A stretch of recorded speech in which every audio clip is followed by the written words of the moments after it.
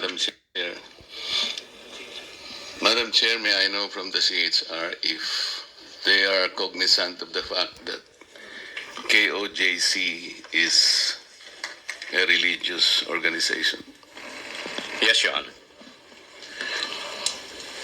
And considering, Madam Chair, that it is a religious sect,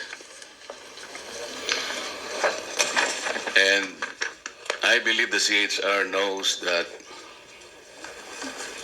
several thousands of PNP members trooped to their compound and stayed there for several days, and I think up to today they're still there.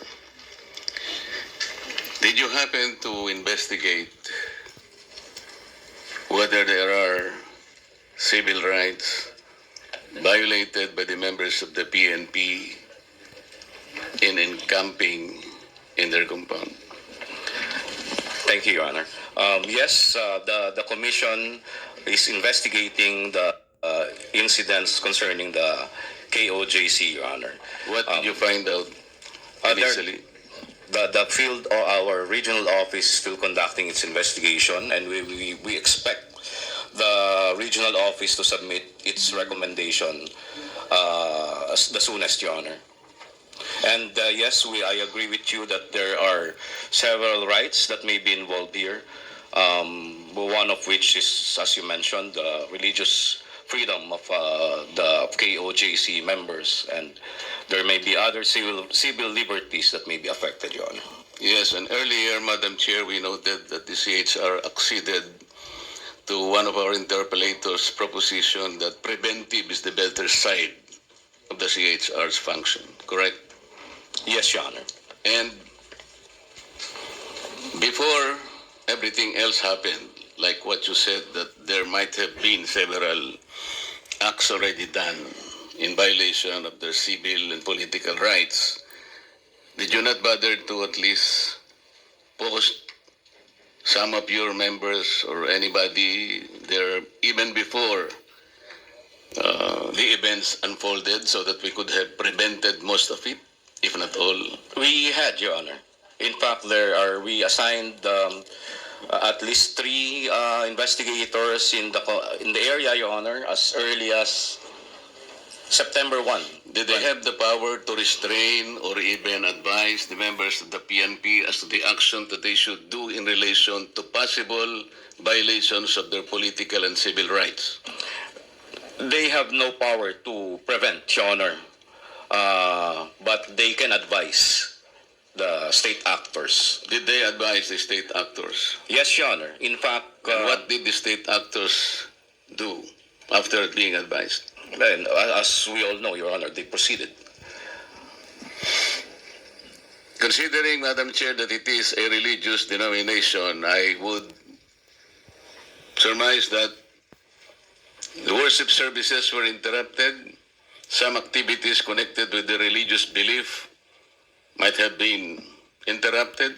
Correct. And these are serious violations of their political and civil rights. Maybe like marriage are being celebrated in that compound, baptism probably, anything you might think, activities that is related to their faith. And today, that is still existing. I think they're still prevented from doing that.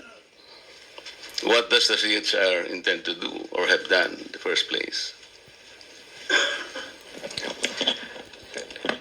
Our regional office, Your Honor, is currently investigating the situation, monitoring the situation, and in fact, we already... Investigating and monitoring, Mr. Chair, different ones, Your Honor. Is not good enough. Considering the unfolding of events in several days and continuing up to today, Correct. I think C.H.R. should do something. Kasuhan si Tori. Because we need to protect them. Protecting their human rights is the center of the function of the C.H.R.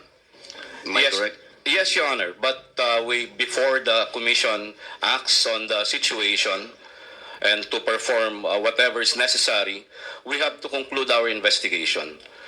So we have to determine based on our By own investigation, sir, you mean you are able to identify the persons, the number of persons, and their acts, and the damage or damages suffered, or the number of acts that constituted violations of their civil and political rights?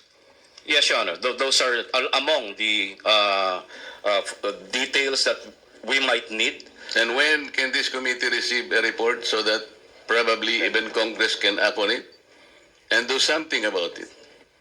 Yes, Your Honor. As soon as the investigation is concluded, Your Honor, and the commission and bank. You have a time frame, sir? Ano may time frame natin? I'm sorry for being insistent, but this is violation of civil and political rights. You need to protect people. We understand, Your Honor. That's why we directed our regional office to expedite the investigation. In fact, the region already submitted a few recommendations on a few rights involved. And as we know, the incident is continuing as of the moment, and we cannot finish.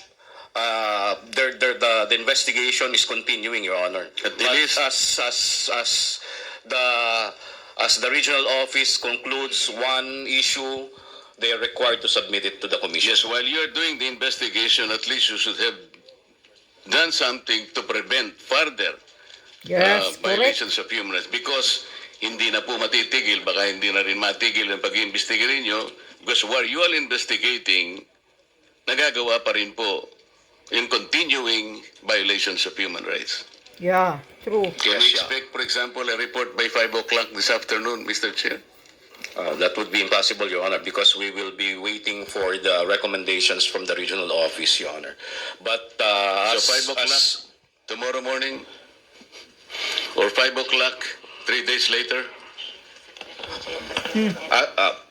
Perhaps, Your Honor, after the September 10 meeting of the Commission and Bank, we may have 1 week pa. decided on a certain matter. That will be 1 week from today. Yeah, correct. Tagal Yes, we're naman. expecting that there are a lot more violations will happen. Am I correct? Yes, Your Honor. Okay. A while ago, red tagging was mentioned, Mr. Chair. Yes, Your Honor. In the phrase red tagging, who is red? What is red? What is red? Red pertains to the communist, Your Honor. Can you be more specific? The CPP, NPA, NDF, Your Honor. Okay. Why would a person or a group be tagged as sympathetic to the red? Why? Well, I think that should be answered by the appropriate agency of the government, Your Honor. Yes, but you committed to study further. Yes, Your Honor. And so probably today, you might have an inkling as to why a person